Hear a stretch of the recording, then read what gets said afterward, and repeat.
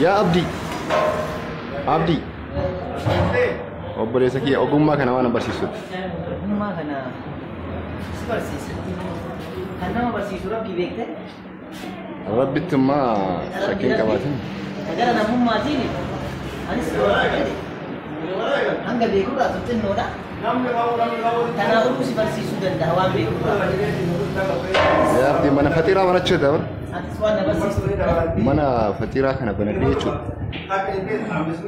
Biizinamatti qo'achuun bakka beektaa.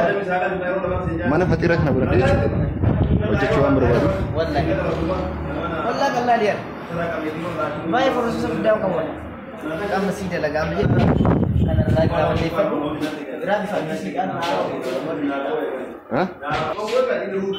Ishiwan sinaan jecha naamin nama fudhaa asii fudhatanii ini kujiraa.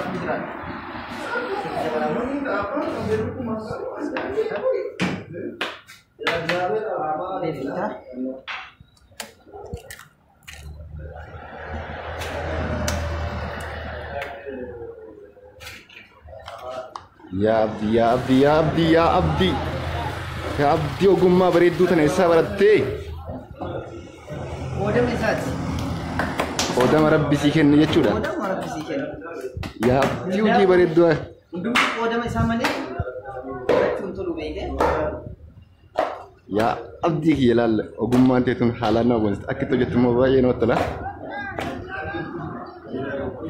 Maari kalloom heeruma dur warri. Amma wanda dargitu kuni waa yookaan fiigni irratti waan maari aliiti waan qabatamaa akka ta'e naaf gala barra sani afaan bara waraabee uummata keenya biraan ga'uuf wanti yaadeef kanaaf bara. Amma laal foota ayyaanaalee ta'uu danda'a. Uffadhu kaa. Foota ayyaanaa ta'e nama uffadhu nu agarsiisu. Jechuun yeroo ayyaanaa dhufanii na bira fudhatan.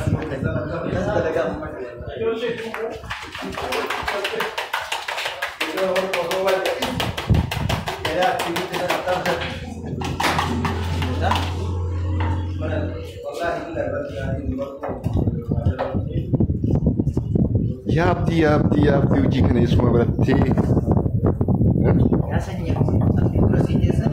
Qooda Rabbiiti. Hojii boonsaa akkanaadha. Maakillee takka lamatti na dabaltee nyaadhaa akkana quusita. Haala kana amma waan na quusillee itti fakkaanne. Bismillah jedhee waan eegaleef. Si'i miti jaraa quusee qajeelchaan ishii. Jara kamiin? Ambumaa jechuu kooti. Okay. Waan dibii jechuu barbaadeeti miti.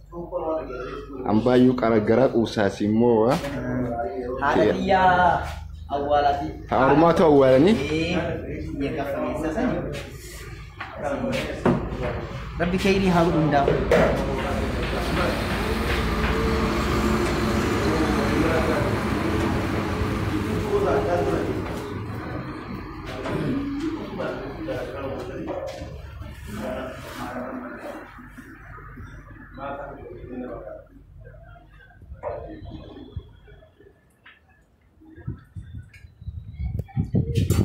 Waan akkasiisan. Mee kaati na barsiiftu achi haafu manni barumsaa ogummaa kana barsiisu jira? Manni barumsaa ogummaa kana barsiisu hin jiru? Uummata wal barsiisa.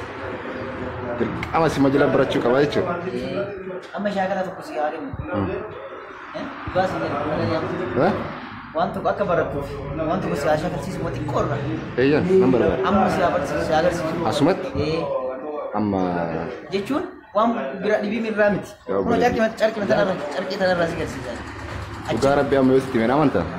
Mana alaa deemee jechuudha. Wallaahi billaa amma kana marfee waraan dhufu jira. Kanaafuu dhibamaa dhaan jedhi kan. Dhibamaa illee miti Rabbi dhibee nurraa qabu. Xiqqoo waan akka qorraa kanaa beektaa? Waan akka qorraati waan ta'eef qaamaa qalbiidhaan si bira jiraadhee guyyaa takka dhufee barachuun wayyaa. Walumaan jirraa mure? Adaamaa keessaa hibaatama. Adaamaa keessan baate. Bro. Ol baya malee. Biyya abbaa kootii irratti jettan Amerikaan Amerikaa silaanaa fi yookaan amma mee asumaan erga hojjanne hin hafini faayidaan nyaata kanarraa argannu faayidaa nyaata kanarraa argannu faayidaa akkamii fa'aadha? Qaama keenyaaf bu'aa akkamii fa'a qaba nyaanni kun? Akkuma beekamu maqaan isaa faxiiraadha naan jetteen kan dalagamu ciree fi irbaata irratti. Okay. Mee qaama keenyaaf faayidaa akkamii kenna? Nyaata ijaarsaati moo nyaata ittisaati moo? Nyaanni kun Kileenis adda fiitu waan fayyadu qabdi. Keessatti fuulduraan as keessa jirus adda waan fayyadu qabdi. Isaan lamiin kun gaafa walitti dabalaman bakka isaan dhufan ana caalaa gaafatan beekaa isiis. Killeen akka nyaata ittisaatti akka oolu nan beeka. Firaafireen keessatti dabaltillee nyaata ittisaati. Kanaafuu waan qaama keetiifis miidhaa qabu. Nyaata laphee irratti ulfaate. Akka jarri jettee sana hin jiru qalalii aaree nuti jechuun afaan keenya nyaata sitti ulfaanne bakka. Speeshaalii nyaata ittisaa jechuudha. Laale kana fakkaata. Ka keessaa diddiimatu sun timaatimiidha. Qaariyaa fa'a qaba. Inni halluu booraa immoo killeedha.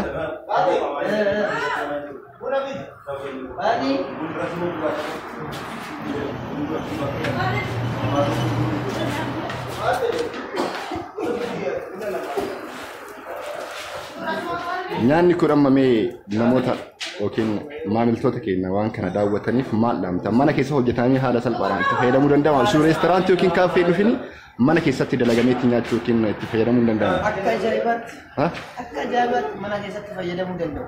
Waan ulfaatu miti. Killee dirqama ofii bitatan yaada gabaa deeman bitatanii miti. Wanni inni irraa hojjetan maal? Achiin booda harcee qofa harceenis mana jira. Mana keenya jira. Daakuun jechuudha. Irratti turanii dalamma jalqaba isaa irraa siisaa himu. Harceen ni bitama. Harcee eeggatee booda sukkaaraa fi soorata waan biraatti dabaltu garuu bukeessaa isaa bukeessitu san irratti irra turte. Daqiiqaa 20 yoo bukeessa daqiiqaa 10 shaffantee ammallee deebitee xiqqoollee yoo xiqqaan daqiiqaa 5 maal booda bakka laastikiidha akka argitan san hin jiru. Akkasii yoo firiijii fooxaa illee gootee uffachuu dandeessaa jechuudha. Akka fooxaa karrayyuu san illee akkana hidhattee deemuu dandeessa. Waan ulfaatu miti.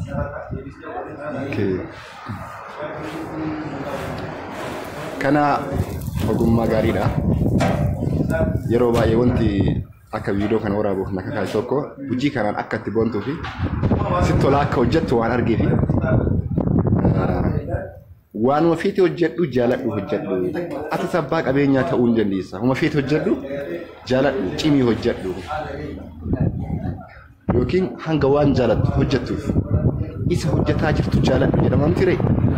Kanaaf abdii amma soorachuudha qofa tafe na fakkaata. Mee akkamitti akka soorataaf yookiin iddoo soorataatti qopheessitullee asumaan na agarsiista.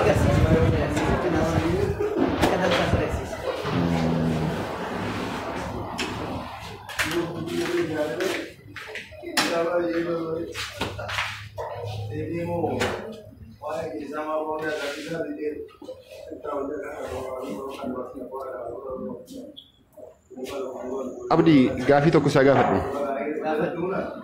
Hojii kana hojjechaa hangam turte? Hojii kana hojjechaa hanga eegalte hangam turte jechuudha. Gara hojii kanaatti aga dhufte turtii shakkii. Ji'a jaha guddaa keessan turre jechuudha. Garuu barachuu fi guyyaa afur shakkiyaa irraa natti dhugaa jetta? Guyyaa afur. Well done. Barataa cimaadhaa jechuudha. Ogummaa amma kana gahu guyyaa jaha yookiin afur keessa barachuu jechuun barataa cimaa ta'uu kan kee ragaa si baasa. Wanna tokko sammuudhaan kee amansiisu malee baratuu fi baratu dhabuu ka beeku sammuma keeti. Sammuma kan ni galu. Waan ulfaatu. Sammuu kee amansiistee waan feetu hojjechuu dandeessa. Isa yoo kan jettu taate akkanatti garuu waan buqqa'u fakkaatu miti. Inni buqqisi jennaan wanni buqqa'u wanni hin taa'amnillee. Abdiin ogeessa haxiiraa tolchuu qofa osoo hin taane gorsaa gaariidhallee barumsa guddaan kuniti baay'ee galatoomsiin jedha. Akkam reeti nyaachuu qophooftee siif dalagee mara affeerraa keeti. Qophaa'ee jira. Affeerraa keeti. Qophaa'ee jira sirriitti. Egaa laal sooranni kun affeerraa keeti situ mana yaalaa nageessee deemu jira waan ta'eef. Anamma erga mara qoricha fudhateeti yaa'u nyaata killee qabu akka nyaanne himameera bare. Ati immoo teessee nyaataa jechuudha. Ejjimee deeggataa irraan. Yeroo faadhaan kun akka ta'e.